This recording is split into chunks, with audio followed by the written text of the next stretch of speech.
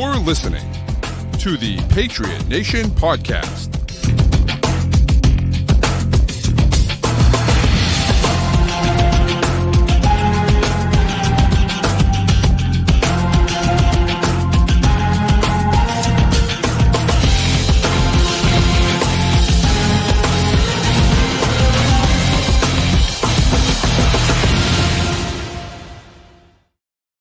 All right, welcome into another edition of the Patriot Nation Podcast. As always, a proud member of the CLNS group of podcasts. Make sure you down subscribe to all those great shows, get great Patriots content all week long. But today, not tonight, today, it's your guy Pat Lane here with my man Matt St. Jean. And Matt, Patriots played their second meaningless game last night. And it was fun. I mean, I expected there to be no starters, and they weren't, and so that's fine. But I do enjoy watching all of the young guys and roster bubble guys play because some of them pop, and a few of them did last night. Oh, I wouldn't say I enjoy watching all of them play. Well, that's a fair point. Yeah, but no, I mean that's the fun part of the preseason is when guys pop, and I think the fun part of the game last night to me is when you get to the end of a game that is, if for all intents and purposes, meaningless, and you still have guys trying their hardest at the end, and you've got a 2-minute drive at the end, not really a 2-minute drive, but a game-winning drive with a big game-winning touchdown combined with a strip sack to end it, with a number of players involved there who, I don't know if we're going to see them on a roster. Right. And if they do make a roster, are they ever going to have a chance to do that in a real game? That the heartwarming part of this is when guys still get to have that experience in an NFL uniform, in an NFL stadium, with the fans. The fan presence on TV seemed great for those. Yeah, it was pretty solid. I was actually surprised at how many people were there. The upper deck was a little bit didn't have a ton of people in it because the people just kind of moved down because there's not a lot of seat. There's open spots down below, but it was pretty packed, and it was a pretty solid atmosphere. I took my 3 kids, and they had a blast. My son went to a preseason game last year. My oldest is a big Patriots fan and comes with me all the time, but my middle daughter had never been before, so she had fun. But the atmosphere was cool, and again, seeing those guys, have that opportunity is really cool. And certainly Nick DiGennaro, and he's not going to make this roster. There's no chance he's going to make this roster. But when I wrote this in my Pat's Pulpit article this morning, there's a chance that he gets on the practice squad. I don't even think he was necessarily going to be a practice squad guy. Yeah. And now you look at it and say, yeah, he might be a guy you want to keep around, right? He can do some different things. He can play the outside. He can play the inside. He's not great, but he was shifty with the ball in his hands last night. He looked pretty good. So if he can be a guy like that, then, that could be something where you feel like, hey, we feel pretty good about this kid, Yeah, no, I mean, it's a great moment. I think you're always looking for guys to distinguish themselves in these moments for who's going to make the practice squad in New England or otherwise. Maybe Right. if you're the Patriots, you've got a good hard look at all of these depth receivers for weeks now, and maybe that one play isn't the difference maker for if you're going to give DiGennaro a practice squad spot here. But if you're one of 31 other NFL teams that hasn't had that look, that's a moment you can point to and say, hey, this guy made a play in this spot. Let's bring him in for a tryout. Let's let him do our practice squad for a week and see if this is a guy we want. And especially for guys in that position where it is very much a week-to-week league. You don't know where you're going to be living in a month, sometimes a week. It really can be that way for them. You're going anywhere you can go to get an opportunity. And yeah, it's weird. It's funny. It's funny to see a receiver wearing 23. But that was a fun moment. I really enjoyed watching the end of it. And you were at the game. This was at the same time as the end of the Red Sox-Giants game. Yes. And I'm sitting there flipping back and forth between the end of a Patriots preseason game and the end of a Saturday night Red Sox game. Yeah, I kind of felt like both were equally intense. It was, you didn't really want to flip away from either one of them when that ending was going on.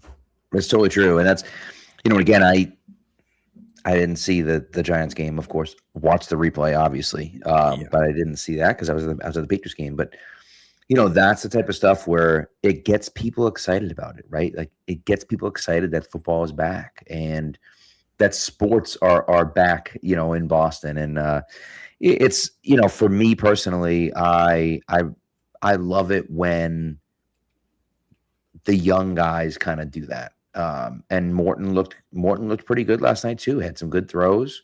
Some good punts. Yeah, had some good punts, which is wild that he averaged almost 45 yards a punt. So I guess the more you can do, right? I still don't think he makes the roster. I just don't see the point in doing that. I guess the big question is going to be, and we'll kind of get into this, but like the larger question becomes, what does the roster calculus look like, right? Who has to make it through the 53-man roster? I've started to think that, and I just think for the wide receivers and Kyle Williams, I think Kyle Williams and Efton Chisholm again showed last night, like this is why they belong on a roster. Efton Chisholm is not this great player, but he's a good player that can get open and is shifty after the catch. He's not a kick returner, as we learned last year, right? And he's not a speed guy, but he can get open and catch the ball and then pick up a few extra yards after he catches it. That's a valuable thing to have. He's not going to be a starter for you. He's probably going to be a game day inactive for you. But he's a guy that you want on your roster because if a guy goes down, he can step in and play. And I think that that's valuable to you. And Kyle Williams showed it last night.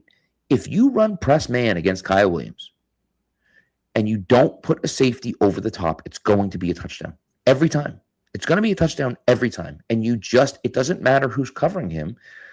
Having a guy like that on your roster is valuable.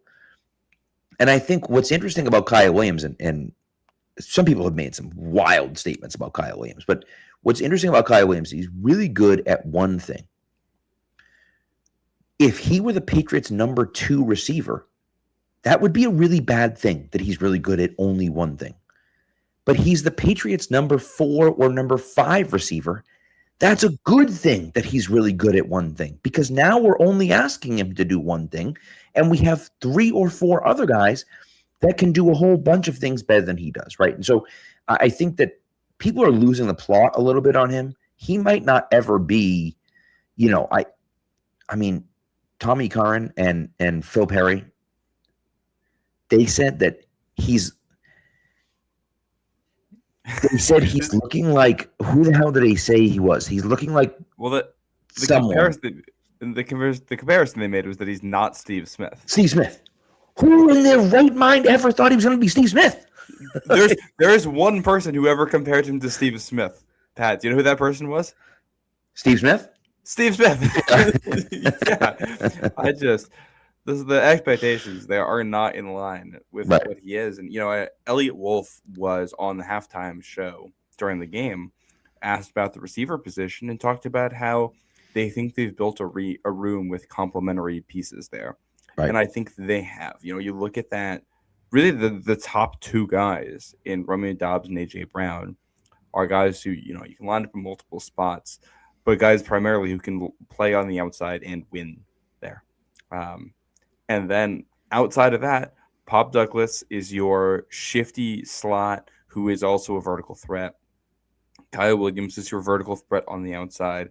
Mac Hollins is your kind of big body blocker, inside out versatility guy. Like he is, the way I view Mac Hollins is that he's probably going to be the guy you put in the AJ Brown role when you are taking AJ Brown off the field to give him a rest, because he can line up inside or outside and he's the big body. Like if you are going to run the ball and you just want to give AJ Brown a play off, Mac Hollins can just go in and be in that spot for you. And if you actually audible into a pass there, he's fine as a receiver. Right. He's got some speed to him. He plays special teams. Efton Chisholm is versatile, and I think someone who has impressed me in the preseason, impressed me in camp. I have questions about how high his ceiling will ever be, but he's a useful player right now. And if he doesn't end up making the 53 here, I think he's going to end up somewhere else because he's a good football player. Mm-hmm. And then obviously Kayshon Boutte, who didn't play last night, he has proven the last two seasons he's a real NFL wide receiver. I think you could kind of put him in that Kendrick Bourne mold as like an outside the numbers player who can be a little bit streaky and inconsistent, but can win down the field and make crazy plays at the catch point.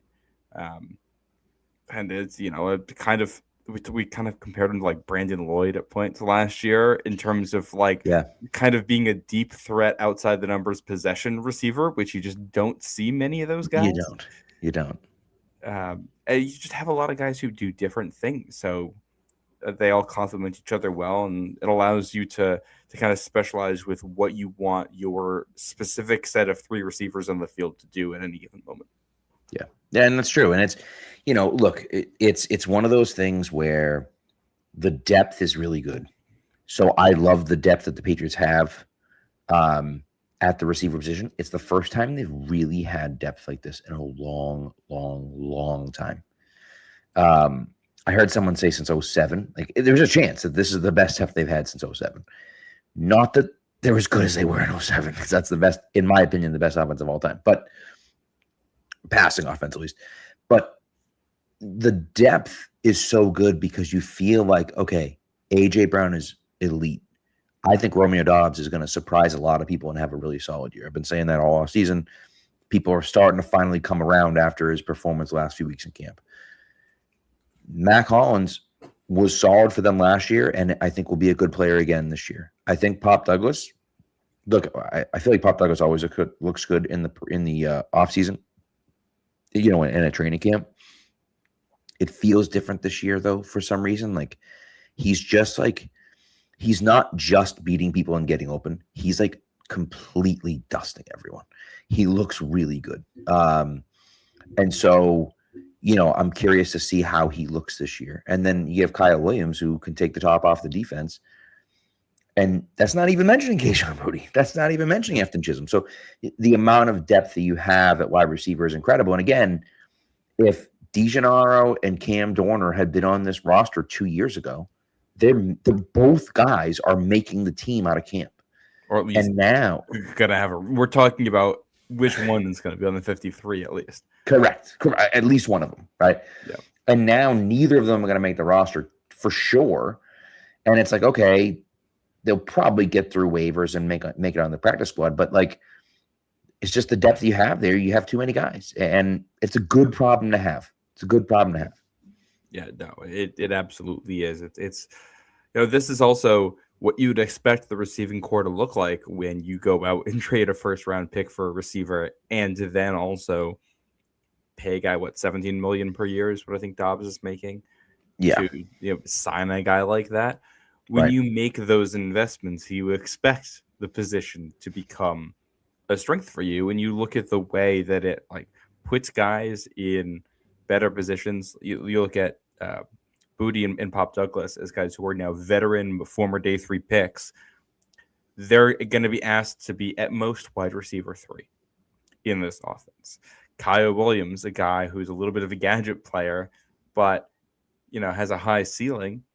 He's going to be asked to be no more than like wide receiver 4 in this offense. Mac Hollins, who's just a role player at this point in his career, not going to be asked to be more than a wide receiver 5 in this offense. It takes those guys and bumps them down into positions where they fit more naturally. And you go back to the Super Bowl last year, a lot went wrong for you in that game offensively. Obviously, your offensive line did not play as well as it needed to. Obviously, Drake May did not play as well as he needed to. I think a really under-discussed fact of that entire game was that like the receivers were not good enough. One of the reasons the Seahawks were able to blitz you the way they did is that your receivers couldn't win down the field when you needed them to. The receivers needed to be better, and you could count on Drake May getting better because he's young and going to get healthy. You could count on the offensive line getting better because you were going to have 2 young players, getting healthy and developing there, and they signed Elijah Vera Tucker. Yeah, like those are spots where you felt like you could improve, but the receiver was a spot where you needed to add a difference maker. And I like, for as good as Stephon Diggs was last year, I think AJ Brown is going to be a massive improvement on that. And now all those guys, like the guy who caught a touchdown in the Super Bowl was Mac Hollins for you. if you make the Super Bowl again this year, there's a decent chance Mac Hollins is a scratch for that game. Yeah, sure. That is where you're just bumping depth down and putting everybody into more natural roles where you're in a lot better position. It's totally true. And I think that's, for me at least, that's one of those things where I look at it and just think, man, the Patriots have come so far. And I'm so excited to kind of see what they can do. And, look, certainly injuries can happen, right? And there's another injury last night for the Patriots, but certainly injuries can happen, right? But barring catastrophic injuries, this offense is going to be very good. I still have question marks about Elijah Vera Tucker at left guard. I'm hopeful about Will Campbell. I'm encouraged about Will Campbell at left tackle, but I'm not 100% sold on him at left tackle. I want to be. I'm not there yet, but I feel okay about him at left tackle. And I've liked what I've seen. I've really liked what I've seen from the right side of the line. I think Jared Wilson's looked awesome. I think that, Mike Onwenu has been Mike Onwenu, and Morgan Moses hasn't played a ton, but when he's been out there, he's looked good. So, the depth is a concern everywhere. And Mike Vrabel made note of that last night. I thought that was pretty telling. Now, listen, here's part of it, right? And let's just be honest, right? Last year in camp, 90 guys on the roster, there was like 45 new guys. I think it might have been like 46. There was more than 40 new players last year on the Patriots roster before cutdowns. In camp this year, there are 43 new players. That should tell you all you need to know. The depth is not good enough. Now, people can look at that as a shot at Elliott Wolf if you want, and that's okay. You can. But the simple fact is that from 2000 to 2024, from 2020 to 2024, the Patriots sucked at drafting. They sucked. They hit on a few, right? You got Marcus Jones, you got Mike Onwenu, you got Ramondre Stevenson, you got Drake May, obviously. But for the vast majority of that, they sucked at drafting. That's where all your depth comes from. So last year's depth got a little bit better because you brought in some veterans. You drafted some guys that are decent and can be depth players. But now you're dealing with the same exact thing. You have to bring in depth guys again, and you draft the guys that you hope can be depth players for you. But this year's draft, you have Lomo, who looks like he's not ready at tackle. You have Akis, who looks like he's not ready at DN. I'm sorry. You have Prunty, who I think has looked pretty solid.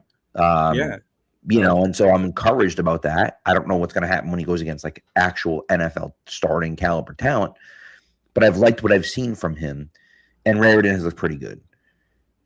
And so you're like, okay, but so that's part of the problem is that you just haven't hit on enough guys, UDFA or not, right? So it's just it's an issue for the Patriots. It's something that they've been dealing with now for years, and I don't know if it's necessarily a shot at Elliott Wolf, as it is so much at Bill Belichick and or Drod Mayo. But nevertheless, whoever's fault it is, they don't have any depth because they haven't been able to draft well. Yeah, I mean that's kind of the original sin here, is that you're trying to recover from that. Obviously, right. What made last year's run so surprising is that a lot of the roster just wasn't very good, and it was a young quarterback overcoming that to will the team to wins anyway, combined with some very good free agent signings. Obviously, they essentially didn't bring any of those guys back and decided to continue to overhaul. And I think what makes evaluating where we're at right now so difficult is that we haven't watched Elijah Vera Tucker play.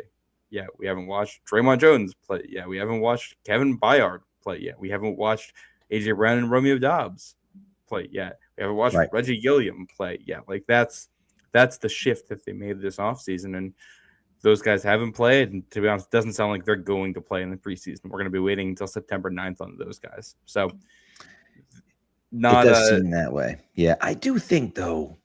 I part of me thinks Maybe they they give should him play a little bit next week. You have like almost 2 full weeks after that game.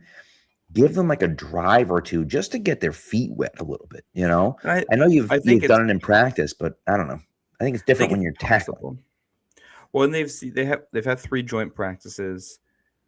If I were the coach, I'd probably give him like 2 drives in the Browns game. But like even that, I don't think you'd see more than 2 drives in that game. You're not, put it this way, if you have anxieties or concerns about the starters on the Patriots roster, you're not going to see enough in the preseason to move you in one direction either way or the other here. So it's funny, like you watched the game last night, and it's pretty clear the depth on the team isn't good enough. You also hope that most of the players that you watched last night are not guys who will make a difference for you in regular. Like if we're counting on DeGennaro and Baron Morton and Quintavious Hutchins to win you games in the regular season, so many things have gone wrong for you at that point. That's also true. That's a good point. Or the backup offensive and defensive lines, not good enough. Most of those, or if not all of those guys, are not going to play for you. And like you look at the backup offensive line, in particular, on the interior, you've got Ben Brown who's injured and didn't even play last night. That's your 6th lineman, and your 7th guy, your other backup on the interior is Greg Van Roten, who didn't play for you. The only backups who might play for you in a regular season game on the offensive line are Lomu and Marcus Bryant if he gets healthy here. And I'd argue those were the 2 best offensive linemen last night. True. That's a fair point. Yeah, and I think too, the other part that's interesting for me at least is that, excuse me, I think this, when you see Van Roten not play last night, that tells me he's on the roster, right? Like he's making the roster. So I'm not really worried about him playing. Again, I'd like to see him a little bit on Thursday night just to kind of like knock the rust off a little bit. I know he's going to be a backup, but still, I'd like to see him play a bit. But I think that, the defensive line depth wasn't good. I will tell you, who had a good night last night was Leonard Taylor. I like Isaiah Eaton a lot. He struggled against the run, man. He had a really rough night against the run. Him, and I thought Eric Gregory struggled against the run too. Like it wasn't good. Leonard Taylor, when he was in there, made some plays. So I liked what I saw from Leonard Taylor. Joshua Farmer made some plays every now and again. But part of the problem is that the backup linebackers are just trash. And I think Shaq Thompson, makes a ton of sense to come in here. They did the same thing with Van Roten where they brought him in for a tryout and then basically said, hey, like, you're probably going to make the roster, but see if you want to go somewhere else. And if you don't, let us know and come back here. And so I think that makes some sense for him to come back, but I guess we'll see. I guess we'll see kind of where that goes. Well, I think that's one area where, like, I have said on the podcast before, at this point, I'm okay trading Kayshon Boutte. I think you can build a very strong receiving core of six guys with depth and strength at the top and complementary skill sets while also moving on from a guy who's not going to be on the team after this year. If you're going to move him, if you can pick up a depth linebacker, a second or third linebacker, I think that would do you wonders. Because I was just reviewing the tape, and Chad Muma is not it. Like I actually didn't realize going back, the game got off to a rough start where on the opening kickoff, Patriots get tackled relatively deep, and the Eagles player, it gets taken off in an ambulance. Thankfully, it sounds like he's doing all right. Yeah, he left. He left with the team, so he was released from the hospital and left with the team, which is good. Good.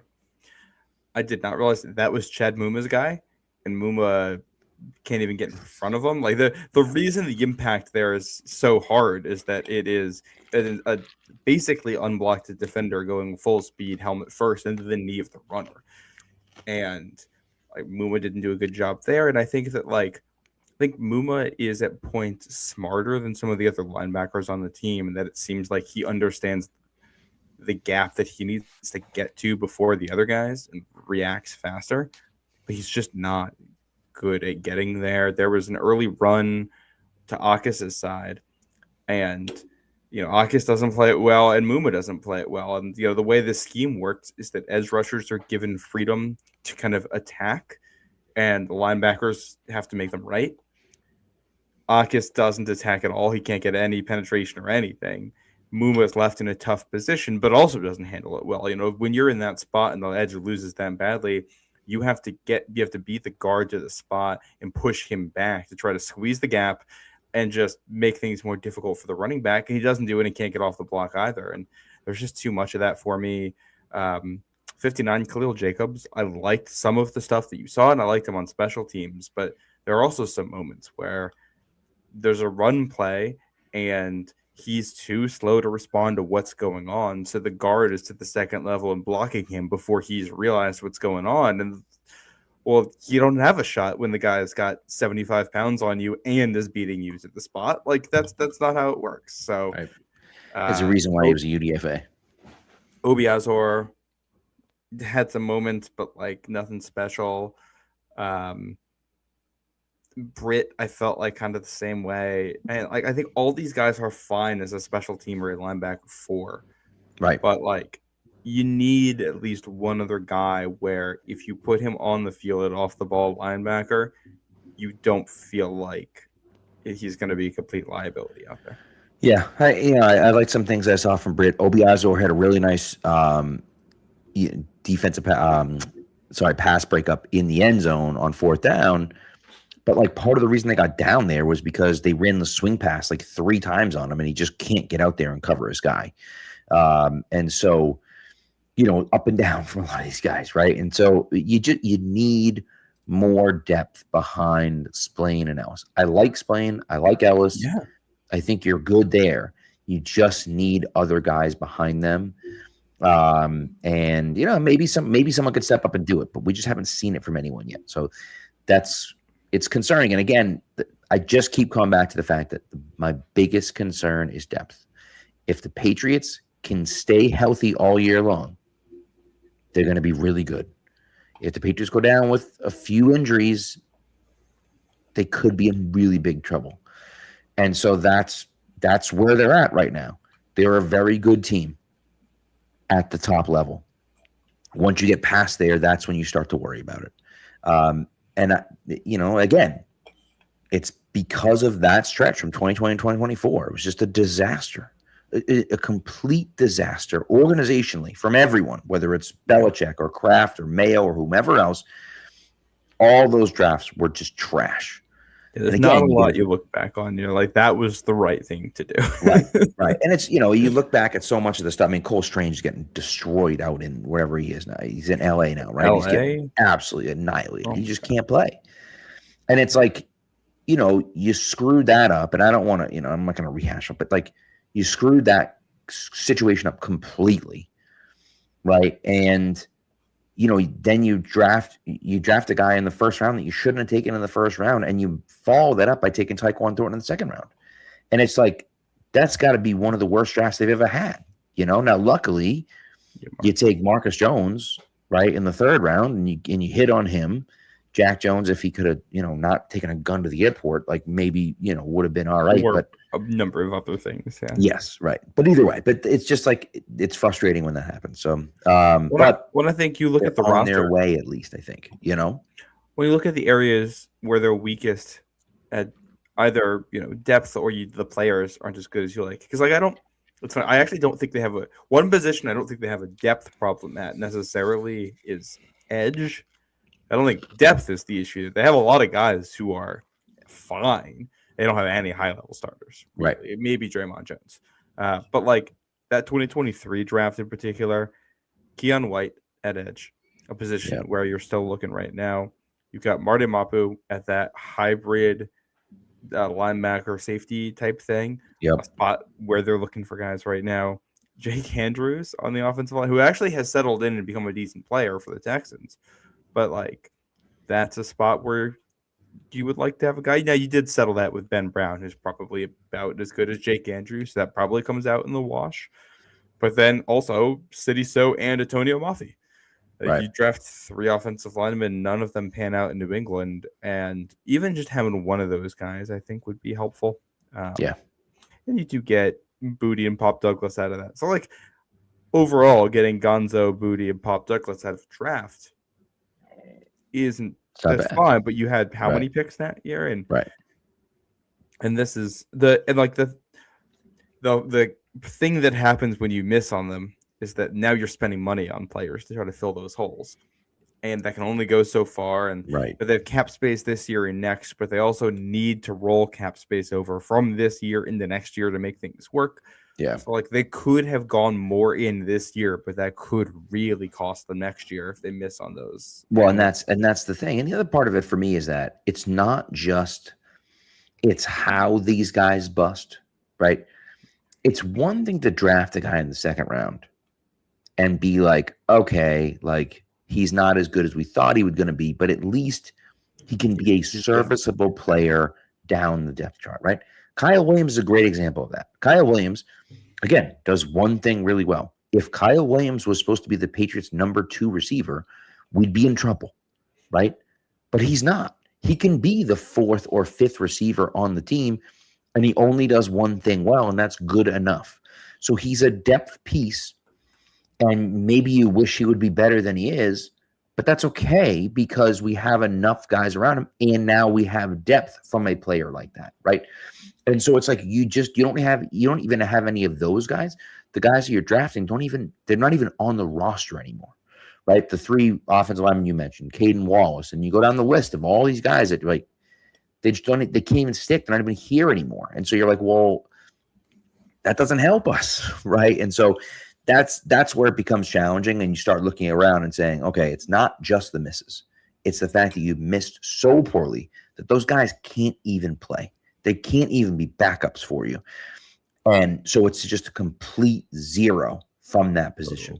And that just kills your roster, right? And again, like you say, then you got to go out and try to sign those guys to be your backups. When you're signing backups, it's a whole thing. So anyways, all right, let's take an ad break, and then we'll get kind of hammer into the game a little bit more. It's a scorching sports summer, and you can make all your picks on Prize Picks. Women's basketball and baseball are heating up, and every football preseason game kicks off this month on Prize Picks. And with big tennis slams and major golf tournaments on the horizon, there's no better place for all your summer sports picks than Prize Picks, America's #1 sports picks app. And you know what? Hit my lineup last night. That's right, because I went Tommy Cutlets. Sorry, it's not Tommy Two Chains. I went Tommy Cutlets for more than 92.5 pass yards, Kyle Williams for more than 18.5 receiving yards, which they did on one play, and Joey Milton for more than 96.5 passing yards. He can still sling the rock. He's a terrible quarterback, but man, he looks so much fun. So anyways, you're going to get in on the action with us. To do that, you got to download the app Prize Picks. You're going to put in the code CLNS. When you do that, you're going to get $150 instantly in lineups if you win your first $5 lineup. Again, download the app Prize Picks today. Use the code CLNS to get $150 instantly in lineups if you win your first $5 lineup. Prize Picks, America's #1 sports picks app. Okay, so let's go over to the positives, right? I thought, we mentioned Karan Prunty. I thought Kendall Vildor, that one series looked like prime Deion Sanders. Like, he was unbelievable, right? He's looked pretty good all camp. I think that, he's cornerback 4 or 5, right? I think him and Prunty are 4 and 5 at this point. I think if you were going to start, I think we're at the point where you can start locking things off a little bit more. And I think if you were going to do the corner depth chart, if they're going to keep 5 guys, your 5 are the starting trio we've talked a lot about, and then Vildor and Prunty. And I think you can just kind of write that in Sharpie at this point. Like, they might keep a 6th.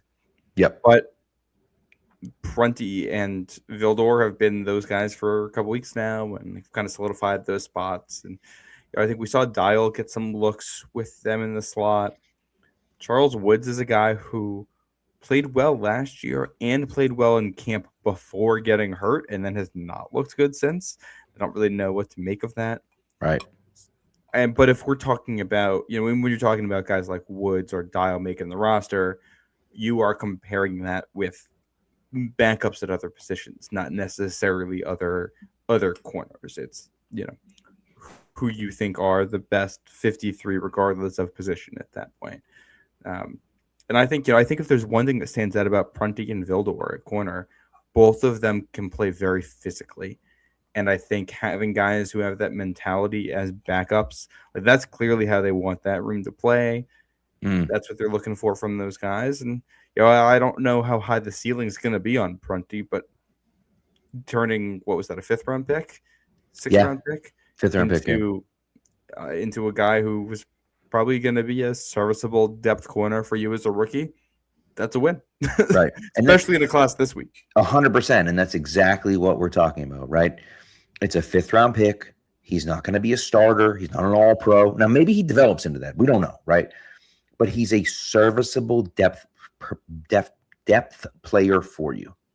That's what you're looking for from those day 3 guys, right? And so if you can get some of that, that's great. If Obiazor had become that, you'd feel really good about the line. I mean, not really good, but you'd feel a lot better about the linebacker depth right now. You're just not getting that from him, right? So, that kind of comes there. Now, this is kind of an evolving take that I've had. I started kind of thinking about it last night. I'm going to share it with you, Matt. I'm starting to think the Patriots keep only 2 tight ends on the 53-man cutdown. I like Tanner Arkin. I like what he's brought to the team. I like CJ Dupree in theory, and I think that he can be a decent player too, right? Do they care if it's Tanner Arkin or CJ Dupree as tight end 3? Does it matter to them? I would be beyond shocked if both of those guys got claimed if you were to cut them during cutdown day. Now, maybe one of those guys gets claimed. I think probably neither of them get claimed, but maybe one of them gets claimed. You have the other one. Now, Arkin might be a better player at tight end 3, but are you really that worried about it? Especially if you want to keep 7 receivers, or if you're worried about depth on the offensive line or depth on the defense or wherever it is, right? It allows you to keep a player from another position on the roster, and then you can elevate one of those guys up for game time. I just think that makes a lot of sense from the 53-man roster. I think that one or both of those guys, depending on injuries and all that other stuff, ends up playing, and being active for game days and being on the field. I just don't think when you're trying to figure out who makes the 53-man roster, I think it makes sense to cut both of those guys, and then you're bringing at least one of them back to the practice squad. Yeah, and I'll throw another name in here, which I don't think anyone really wants to hear, but Jack Westover was rotating with them as well. And I don't think he's a great player, but caught a pass last night. I think you have 3 guys there who are probably all in the same tier of player. I think Westover is pretty clearly the worst of the 3, but they're in the same tier. Yeah. It wouldn't surprise me if they kept 3 tight ends. It wouldn't surprise me if they kept just 2. I think this is where you get into the, how likely is this guy to be claimed? And because I think it's funny. This is a team that wants to run the football, and I also wouldn't be super shocked at this point if they keep 7 wide receivers and 2 tight ends on the initial 53, just because they think that's where the depth is on the roster right now. I don't think you're trading Kayshon Boutte because you want the roster spot for Tanner Arkin. I'll put it that way. Yeah. I don't think you're cutting Efton Chisholm because you want the roster spot for Tanner Arkin. None of those guys have played at that level. It's fair. I mean, fine. Yeah. Well, the other thing to take into consideration here too, my dad just texted me this and I was beat me to it, but you have a fullback too, right? Like, you haven't had a fullback in the past. Last year, you kept Jack Westover as your fullback / tight end or third tight end, right? Now you have a fullback. So maybe you don't need a third tight end necessarily. Now you might like what you get from those guys, right? And so you may want to keep them around. I just think that, for me at least, just again, the 53-man roster, it's like, okay, who's going to get picked up? If you cut Efton Chisholm, someone is 100% going to claim him. He will not be on the Patriots if you cut Efton Chisholm. Yeah, I think right. Like, if you cut any of those top 7 receivers, none of them are coming back to you, right? Or at least there's a greater than 50% chance Right, that you're guy's right. going to get Of claimed course, something could somewhere. happen, right? But I would be surprised if no one did, right? So if you cut Tanner Arkin and CJ Dupree, like, is it possible that they both get claimed? I guess, but I just feel like it's incredibly unlikely that both of those guys get claimed. And again, you also have Jack Westover if you're like, okay, we can deal with him as our tight end 3. Or you just say, you know what? What they did at the Reggie beginning of Gilliam is our camp. tight end 3. What do you say? Reggie Gilliam is our tight end 3. Right. Reggie Gilliam is tight end 3. What they did at the beginning of the camp was have Caleb Lomu working as their third tight end, right? So, like, they could go to a situation where they just say, we don't even need these guys. Yeah, we'll throw them on the practice squad, but we might just throw Caleb Lomu out there as our blocking tight end and just go from there, you know? Yeah, no, I think that's absolutely a possibility here. And I also think, we'll stay on offense here. I think they're more likely to keep 4 running backs, maybe even than 3 tight ends. I think Hassan Haskins has looked very good since coming in. I think Jam Miller has shown some stuff. I think Lan Larison has looked great for a running back 3. I would rather keep 7 receivers and 4 running backs and then the fullback and 2 tight ends right now than a roster or 3 of these tight ends, I think. Just because I find the 3 tight ends that are competing for depth right now are mostly interchangeable. Yeah. And as long as only one of them is claimed elsewhere at a maximum, then whoever the other guy is, you can just promote from the practice squad when you need it. Now, obviously, Raritan didn't play, so, like, maybe if he's injured and they think it's going to be a little bit, you probably want to roster 3 tight ends. Of course, yes. Just to be safe here. But, like, no, I think the skill position guys, specifically at running back and tight end, and I'll also say at quarterback, Barry Morton's looked good. Those guys have done a better job at earning depth spots on the roster than any of your blockers, whether that's at tight end or on the offensive line. True. That's true. And I think, too, the other part of it is that with Morton, in regards to Morton, he's taken 0 snaps. Like in the two joint practices they did with the other teams, he's taken 0 snaps on offense. He just hasn't done it. And so, like, it's not as though he's getting a fair look. I don't want to say that. That's not necessarily true. But, like, the Patriots don't really care about him making the roster. And I don't blame them. I just don't think you need to carry a third quarterback. I think it's just you already have a really good, like, a borderline elite starting quarterback. You have a fine backup in Tommy DeVito. Okay. You don't need to have a third string quarterback on the active roster. I will say, Tommy DeVito made some plays last night. He also, I thought, made some bad throws and bad decisions. There was one play early that stood out that gets called back, I think, for holding anyway, so it wouldn't have mattered, and it was incomplete. But it's an incompletion to Kyle Williams down the right sideline. And Kyle Williams doesn't even run the best route on it, but he is wide open. He's got like a corner route against cover too. He's just sitting in a soft spot in the zone. And he just slows the route down and is doing a half jog towards the sideline because that's the direction of the route. And DeVito leads him out of bounds to a point where he has to attempt the toe tap catch. And it's a little bit too far out of bounds to even complete that. And right. Man, that's tough.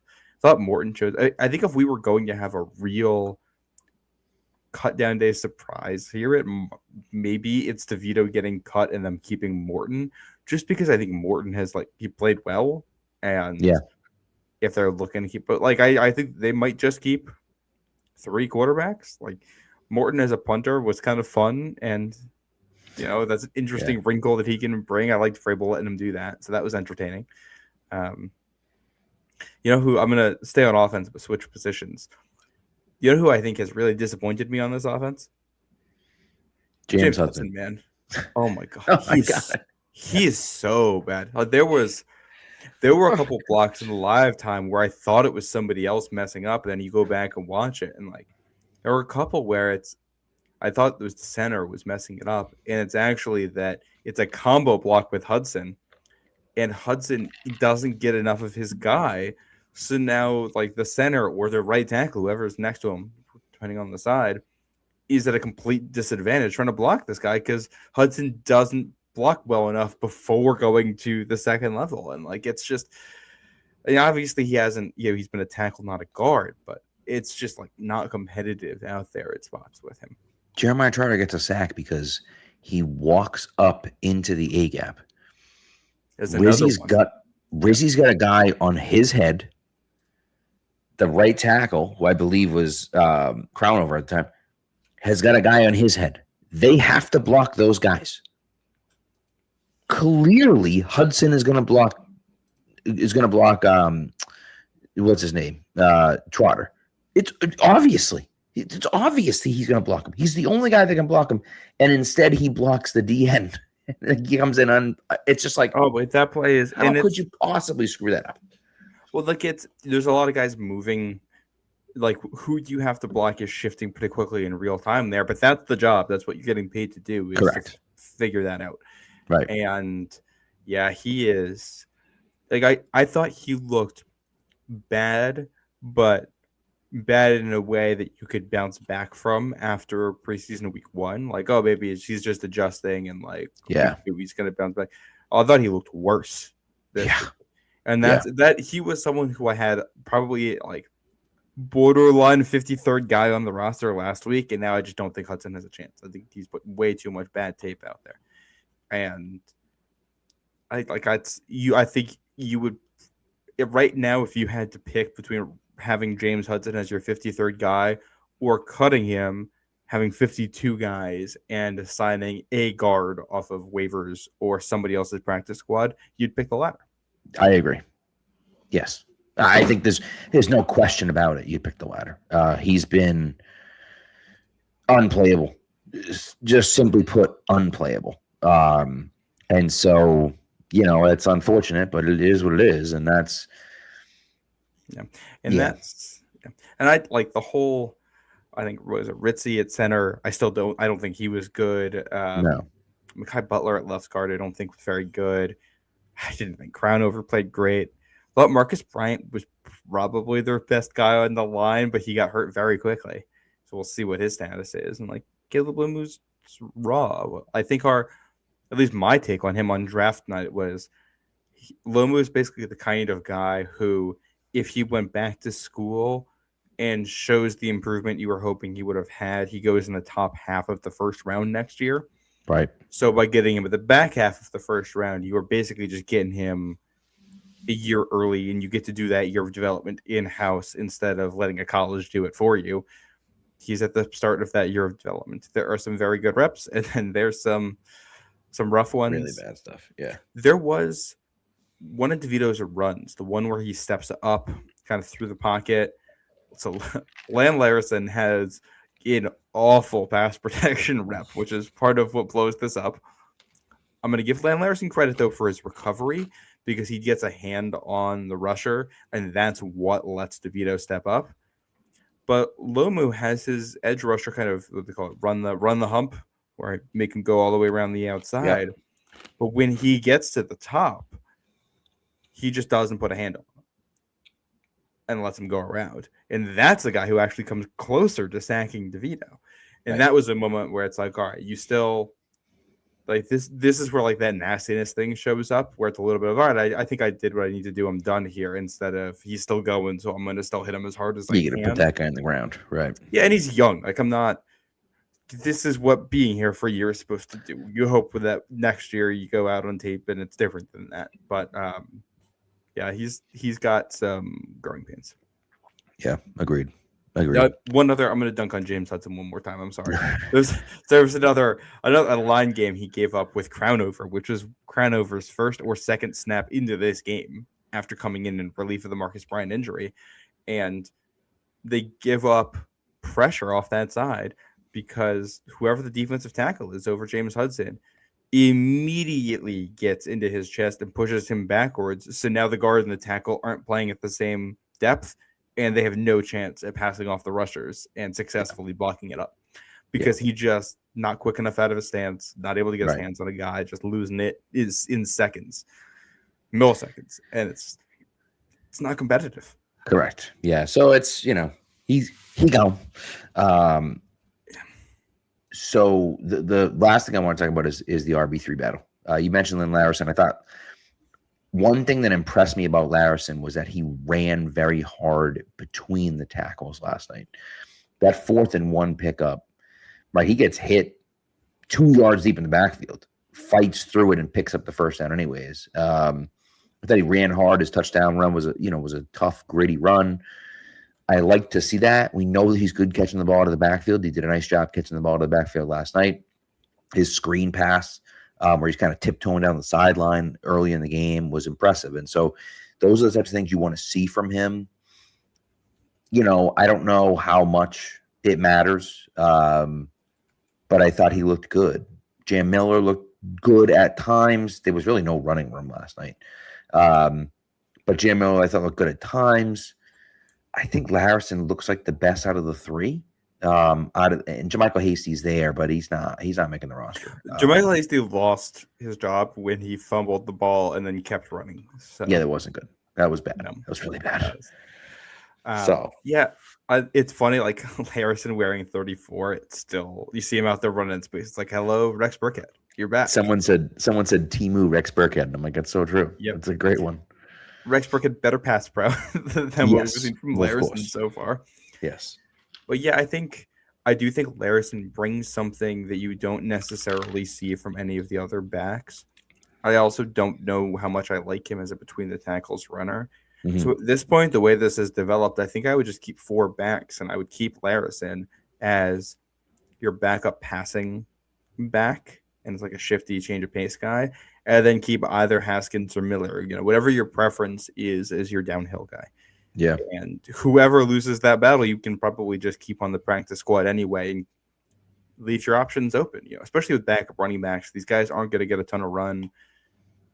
Only 3 of them are going to be active on game days, I would assume.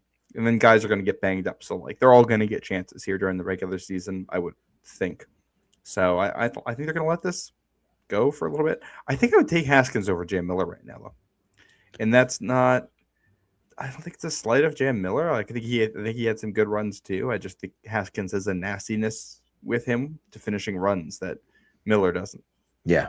Yet, at least, yeah. And maybe he develops that, maybe not. I don't know. But the vision from him is good. But, it's kind of, he seems to be one of those guys where it's like, I'm going to take what's given to me, and that's pretty much it. He really can't do a ton else beyond that. Maybe I'm wrong, but that's what I've seen from him so far. Do you got anything else from the game last night? I'll talk about Kyle Williams just for a second, in that his speed really does show up on tape. Yeah. If I have one real gripe with him at this point, it's that he has a tendency to get very choppy at the top of his route. Anytime you ask him to cut horizontally, he kind of chops his feet a couple times and then goes. And there are some reps where it works out in his favor, and some where he's just slowing himself down. And you'd like him to have the one route where he's in zone, where it's zone coverage, and he's running a corner against cover 2. He's wide open. There's no person on him. There's no reason to do that. I would just get out of the break and start looking for the ball then, because the ball might come that quickly. Right. But what Kyle Williams does, there's another one of DeVito's runs is on a play action shot play. And if if it's Drake May out there, it might be a touchdown to Kyle Williams because he gets behind the defense on it. And DeVito is not, the quarterback's going to his left. He's not the kind of athlete who's athletic enough to reset after a rusher comes through, look down the field and make that throw. Yeah. Drake May is. Right. And he has that kind of impact on him. I'm gonna sing praises to Efton Chisholm one more time because I just think he looks really polished as a route runner right now and really quick. Defensively, the whole defensive line is there's a whole bunch of guys who I think are totally fine as depth options, but if you were asking them to be a good player in your scheme, correct. If I think if any of those guys on the defensive line are the worst player, if you put them next to Barmore and your 2 starting edges, that's fine. But when you have a whole line of them, it looks atrocious because they're all inconsistent. Every single one of them. Yeah. Yeah. And And then, yeah. Go ahead. and one other guy on the defensive line who I think looked a lot better on film review so far. I haven't finished watching through everything than I thought he did in the live time is Braden Swinson, because he gave up a touchdown run when he gets kind of pancaked on it. It was a little bit less his fault than I thought, and he also made like a tackle the play before then. And I thought he was one of the only edge rushers I saw who was heady enough to like pick guys up in coverage when they came across the formation. There's a play earlier where Akis kind of ends up in no man's land on a play action boot, and they end up getting it covered. No, that's the one they don't. Muma has to like try to sprint all the way across the field and cover a guy, and Akis is in no man's land. And Swinson had a play like that, and he peels off his rush and is able to run with the receiver and take him out of the play and cover him. At the same time, on that same play, you see Saunders as the free safety, and there's like a deep over route, and he like dives on it and takes it away, and maybe could have picked it if the ball doesn't get batted down to the line. So like Swinson, I think, has a chance of making this team. Hutchins, strip sack. Yep. In the game, it's a nice play. Saunders, I think, is a roster lock. I think your 4 safety plus Schooler are kind of locked in right now. I think so too. Yeah, I think so too. I feel like we could almost lock in the backfield. I think so. Yeah, I feel like the whole defensive backfield is locked in, and then you just got to worry about, can some of these depth guys, I really think the D tackle wise, your depth there is going to be Taylor, is probably going to be Taylor and Farmer. And then, of course, you have 94, Durden. So you have Durden, Barmore, and Milton Williams. I thought Jeremiah Farms made plays again. This is like the 5th straight preseason. I feel like we're saying that about him. He always does. When he's on the field, the thing about Farms, he's not a great player. I just feel like whenever he's on the field, he makes plays. Now, he's probably only a guy that can play a few snaps a game, but when he's on the field, he's always around the ball. It's just like he's that type of guy, and he has been consistently, like you say, for like 4 or 5 years. I feel like every time he's on the field, he makes things happen. Obviously, he must make some bad plays too, because otherwise he'd be around for a long time, wherever the case may be. But I just feel like every time I see Jeremiah Farms, he's like doing something good. Yeah. Farmer had a play in the backfield that he made. Leonard Taylor had one where he cleaned up a play somebody else made. It does feel like their depth at defensive tackle is like a whole bunch of quadruple A guys, like a whole bunch of the Bobby Dahlbecks of the defensive tackle world. Right. Which is fine as long as, your starters are out there for the most part. Yeah. It's just, it's one of those where like, if you get into a game where your offense isn't great and the other team is able to run the ball on you early, what's your next move here? That I think is where I'm worried about the front seven the most. So if you're going to make a move here, whether it's at defensive tackle, edge, or linebacker, I think having one other guy somewhere in that group who can be a rotational playmaker for you, where if it's a run play, like, has Anthony Jennings signed anywhere yet? Yeah, I think he signed Washington. He signed somewhere. He's definitely signed somewhere. I don't know if he's making the roster, but he is with the Saints. He's with the Saints. Yeah. Well, like, honestly, and he was, I believe he was declared inactive for the game, which either means that he's hurt or he's going to make the roster. Jelani Tavai is in Jacksonville now. Yeah, he's a guy I wouldn't necessarily mind just one linebacker off the ball who can like aggressively take on blocks. Yeah, when you need him to. Yep, that would be nice.